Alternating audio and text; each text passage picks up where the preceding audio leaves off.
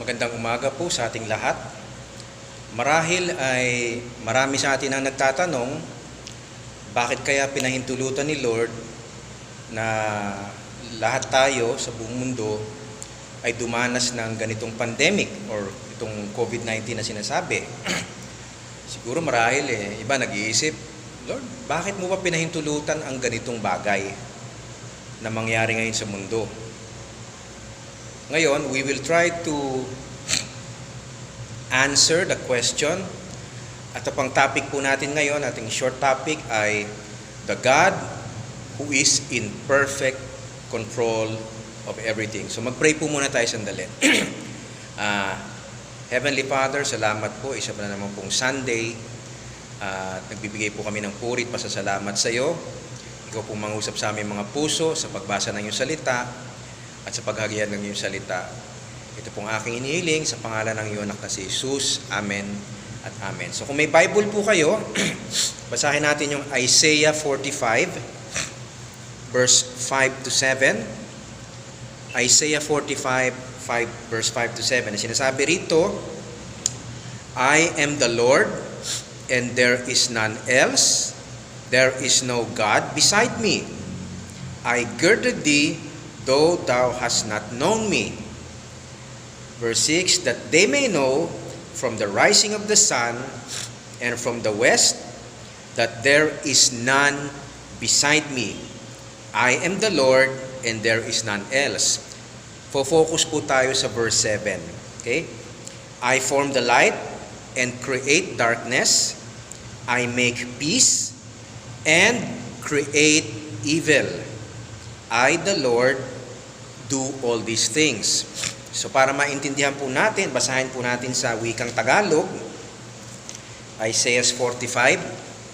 Simula po ako sa verse 5. Ito po sinasabi, ako si Yahweh, ako lamang ang Diyos at wala nang iba. Palalakasin kita kahit hindi mo ako nakikilala.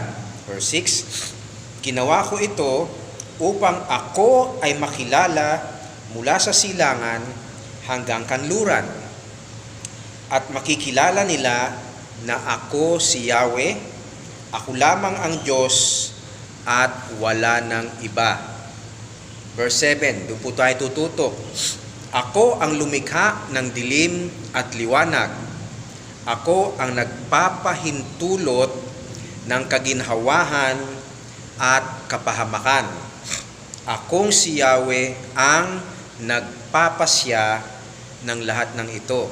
So ano po yung mga lesson na matututunan natin dito sa ating short reading? Una po sa lahat, the first lesson is God is in perfect control. So kung tinatanong nyo po, bakit pinahintulot? Sinabi ni Lord, ako ang nagpapahintulot ng lahat ng ito. So itong pagkalat ng COVID-19 na to sa mundo, pinahintulutan po ito ni Lord. God is in perfect control. So lahat po ng nangyayari ngayon sa mundo ay pinahintulutan niya. Sinabi nga niya sa Bible, sa kanyang salita, if you have your Bible, Colossians chapter 1 verse 17, He is before all things, and by Him all things consist. So siya ay ang may control sa lahat ng bagay. Basahin po natin sa Tagalog, Colosas 1:17. Siya ang una sa lahat at ang buong sansinukob ay nananatiling nasa kaayusan sa pamamagitan niya. So all the world is in His hands. God is in perfect control of everything. So sinabi niya sa kanyang salita, pinapahintulutan ko ang liwanag, ang dilim at ang kapahamakan. So God permitted this pandemic to happen in the world. Yun po ang first lesson. Ang second lesson po ay God has a purpose. Ano po kaya ang purpose ni Lord? Bakit niya pinahintulutan ito? Alam niyo po, laganap na po sa mundo ngayon ang immorality, laganap na sa ngayon lalo na ang unbelief. Napakarami na pong tao sa mundo ang hindi na naniniwala na may Diyos.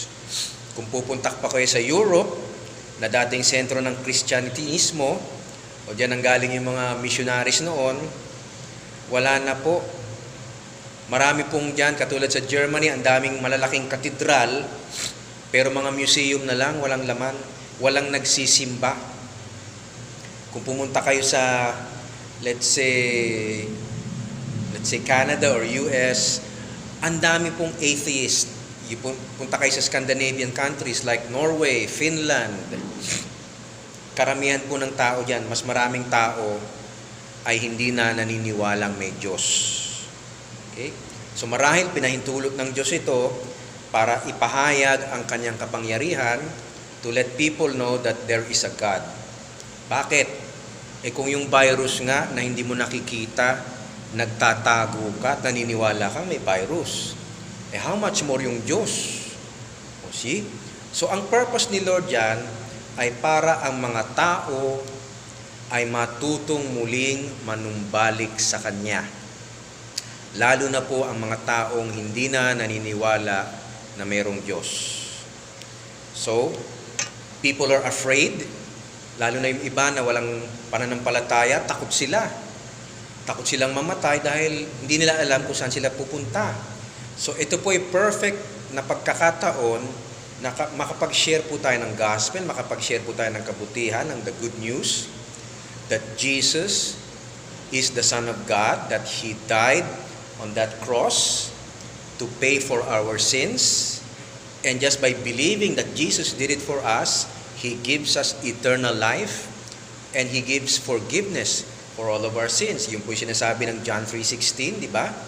For God so loved the world that He gave His only begotten Son, that whosoever believes in Him, ano sinabi? Should not perish, but have everlasting life. So yung sinabing should not perish, ibig sabihin, God offers forgiveness of your sins, and He gives you eternal life once you believe in Jesus Christ, His Son. Ngayon, yun po ang purpose niya, para ang mga tao ay matutong mag-pray muli.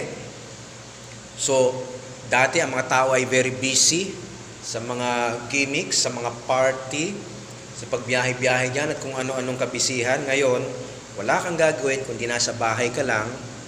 So, you have all the time in the world. Binibigyan ka ni Lord ng pagkakataon na mag-isip, mag-pray, magsisi, magnilay-nilay, magbasa ng Bible. So, yun po ang purpose ni Lord yan, is to slow down the pace of living ngayong mga panahong ito, at upang ang mga tao ay magkaroon ng pagkakataong tumigil, magnilay, magdasal, magsisi, at manumbalik sa Kanya. Yun po ang purpose niya. Ngayon, ang pangatlong lesson po rito ay tanungin natin, ano po ba ang benefit na makukuha natin dito? Lord, what lesson or benefits are you teaching me in this pandemic? Ano ba ang matututunan natin? Una po sa lahat, paalala niya, tayo ay nagtitiwala sa Diyos na makapangyarihan sa lahat, that He is in perfect control. Kapag Siya ang pinagkatiwalaan natin, nasa mabuti tayong kamay. Di ba sinabi naman niya sa Bible na in Hebrews chapter 13 verse 5, hindi kita iiwan, hindi kita pababayaan. Di ba sinabi niya?